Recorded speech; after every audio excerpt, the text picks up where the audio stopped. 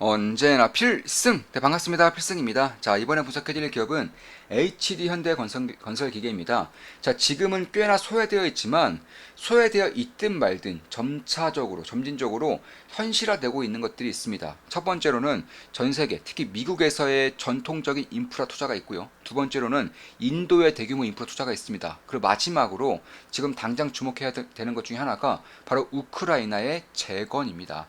자, 제가 얼마 전에 텔레그램방에서 이런 분석을 좀 해드렸어요. 지금 잠깐 보여드리면, 자, 9월 25일에 분석해드렸습니다. 미국에 이어 중국도 유동성 풀기에 돌입하는 지금 꺾이지 않을 것 같던 우크라이나 대통령 젤렌스키가 종전을 입에 담는군요. 예, 우크라이나 대통령 젤렌스키가 종전을 입에 담았습니다. 지금 보시면 젤렌스키 전쟁 끝날 시점에 가까이 왔다라고 밝혔습니다. 달라진 유럽과 달라질 미국을 보며 느끼는 바가 있을 것입니다. 우크라이나뿐만이 아니죠. 전 세계적인 대규모 인프라 투자가 다시 한번 시작될 기미가 보이고 있습니다. 투자자로서 놓쳐서는 안 되는 흐름으로 보고 있습니다. 우크라이나 재건 예의주시할 필요가 있습니다.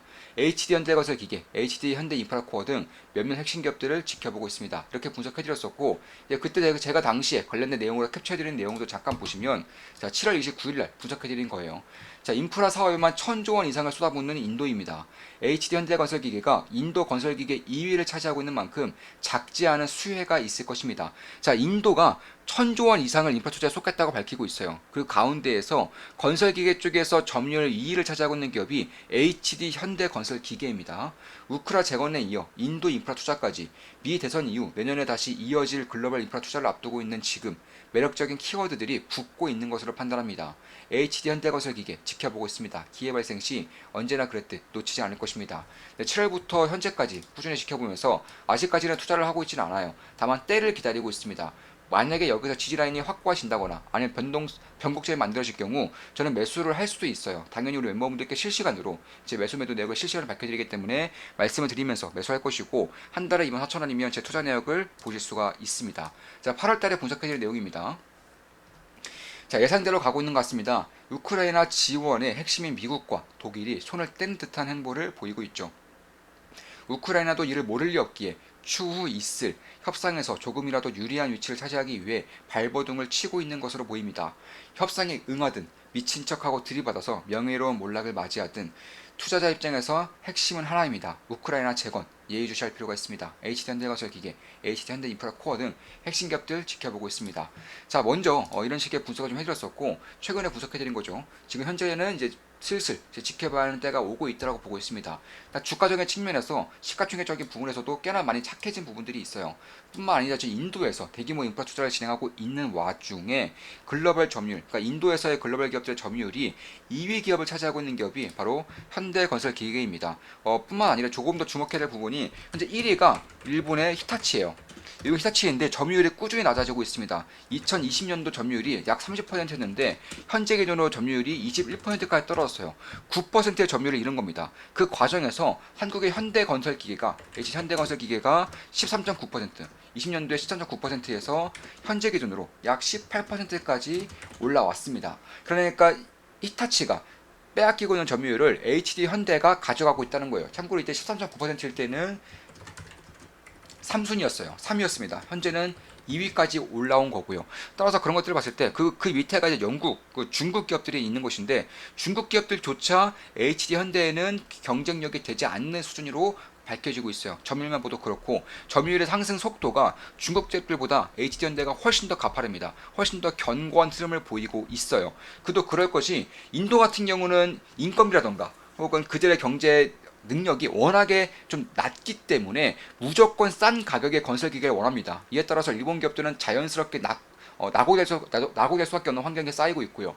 그럼 그 다음이 한국이라던가 중국 기업들인데, 일단 HD현대 같은 경우는 인도에 생산 법인이 있어요. 인도에 생산 공장이 이미 있습니다. 공장 가동률이 이미 100% 가까이 채워지고 있기 때문에 그런 것을 봤을 때 중국 기업들이 아무리 싸다고 한들 인도에서 생산하는 것보다 쌀 수는 없어요. 그래서 HD현대가 기술력도 전혀 딸리지 않는 과정에서 가격 경쟁력도 밀리지 않는 부분을 보이면서, 그리고 AS 부분은 상대가 안 되죠. 그런 것들을 보이면서 HD현대가 현재 2위 기업으로서 3위에서 2위로 점프를 했었고, 1위 기업과도 점유율이 3% 정도밖에 차이가 안 나는 그런 상태까지 온 것입니다.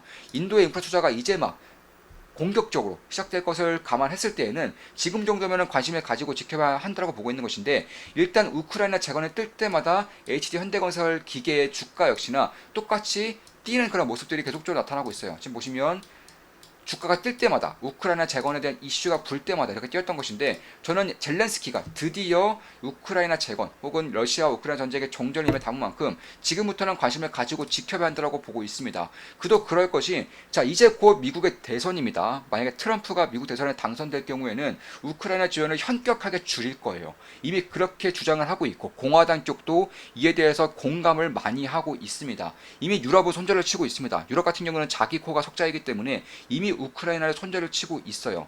유럽에서 극우 정당들이 현재 득세를 하고 있는 것만 보더라도 결국 좌파 정당들이 무너지고 있고, 우파 정당들이 나오고 있는 것만 보더라도 다른 국가에 너무 많은 자원을 쓰면서 자국에 있는 국민들의 삶이 피폐해졌기 때문에 그런 것입니다. 이에 따라서 유럽은 이미 우크라이나 손절 작업에 들어가고 있는 것이고, 미국조차 트럼프가 당선되면서 우크라이나 손절에 들어갈 거라는 그런 기대감이 혹은 불안감이 조금이라도 싹 틀게 될 경우에는 우크라이나 재건 혹은 우크라이나 러시아 전쟁의 종전, 이런 쪽에 대한 이슈가 강하게 불 수 있다는 것입니다. 지금 현재로서는 미국 대선이 2달도 채 남지 않은 상황이기 때문에 지금부터는 봐야 되는 부분들이 이쪽과 관련된 부분이라고 저는 보고 있어요. 특히나 평화 정상회의에서 미국뿐만 아니라 우크라이나, 그리고 러시아의 정상회담이 이루어질 것이라는 기대감이 조금씩 싹트고 있습니다. 이거는 러시아와 우크라이나 각국에서 나오고 있는 얘기예요. 지금까지는 전쟁 이후에 단 한 번도 만나지 않았던 정상회의가, 이루어지지 않았던 평화정상회의가 이번에 이루어질 수도 있다라는 것입니다. 그 전까지만 하더라도 이미 평화정상회의가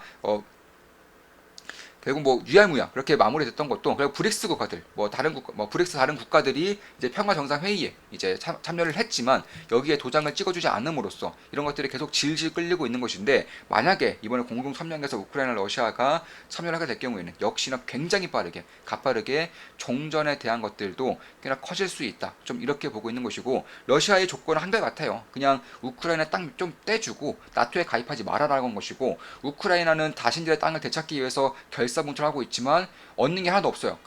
시간이 가면 갈수록 더 많은 땅을 빼앗길 뿐입니다. 더 많은 국민들이 죽어나갈 뿐이에요. 그래서 그런 것들 봤을 때에도 이미 젤렌스키도 갈 만큼 간 상황이라는 것에서, 그리고 이제 유럽의 손절, 그리고 미국 같은 경우도 불확실성이 너무 커지고 있는 상황이기 때문에 젤렌스키 입장에서는 종전에 이미 닮을 만한 타이밍이 이미 왔고, 그런 것들이 점진적으로 진행이 되고 있다라고 보고 있는 것이고, 우크라이나 재건에서 약 1200조 원 정도가 쓰일 것으로 예상되고 있어요.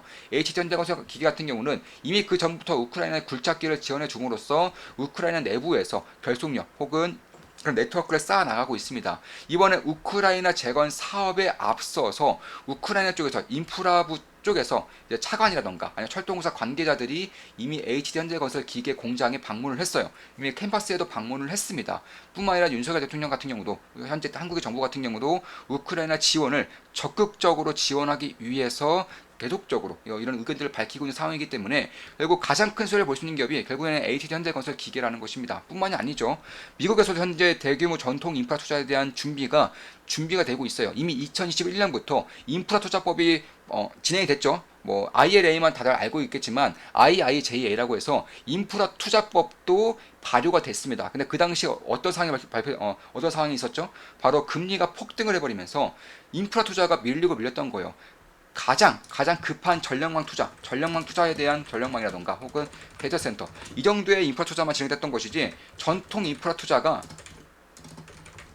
금리 급등으로 인해서 중지됐던 것입니다. 근데 이런 것들이 이제 금리 인하 사이클이 오면서 다시금 재개될 가능성이 높아지고 있는 것이고, 만약에 재개가 된다면 최소 1.2조 원 이상 인프라 투자법을 통해서 1.2조 원 달러가 투자될 것이라고 예상되고 있다라고 이미 나왔어요. 이미 2021년부터 나온 것이고, 2021년 대비 현재 물가라던가 혹은 인플레이션이 꽤나 많이 높아진 상황이기 때문에 최소 1.2달러라고 하는 것입니다. 1.2조 원이라고 하는 것입니다. 최소요. 왜냐하면 1조 2천억 달러 이상이 투자될 거에 밝혔는데, 그냥 환율도 1,000원으로 치고, 그리고 인플레이션 전혀 감안되지 않는다고 해도 1.2조 원 이상의 1.2조 원이 아니죠. 1,200조. 네, 1,200조 원 이상의 1,200조 이상이 이제 자금을 쓸 것이라는 점인데, 결국 우크라이나 재건도 1,200조 정도, 미국의 대규모 인프라 투자도 최소 1,200조, 여기에 인도가 1,000조 원의 인프라 투자를 발표한 만큼 3,000조 시장이 이제 열린다는 거예요. 그런 것들을 봤을 때 가장 빠르게 수혜를 볼 수 있는 것들은 결국 기계 쪽이죠. 건설 기계가 먼저 투입이 되어야지만 인프라 투자가 가능하기 때문에 그런 것이고 거기서 가장 핵심적인 역할을 맡을 수 있는 기업들이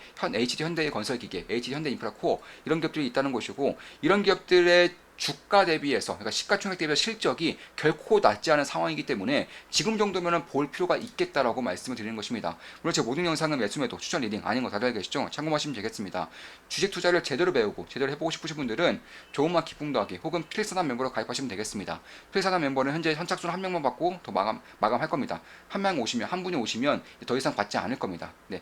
그리고 오프라인, 온라인을 통해서 제가 알고 있는 모든 것들을 도제식으로 전부 다 알려드리는 투자 아카데미라고 보시면 되겠습니다. 자, 필승이었습니다.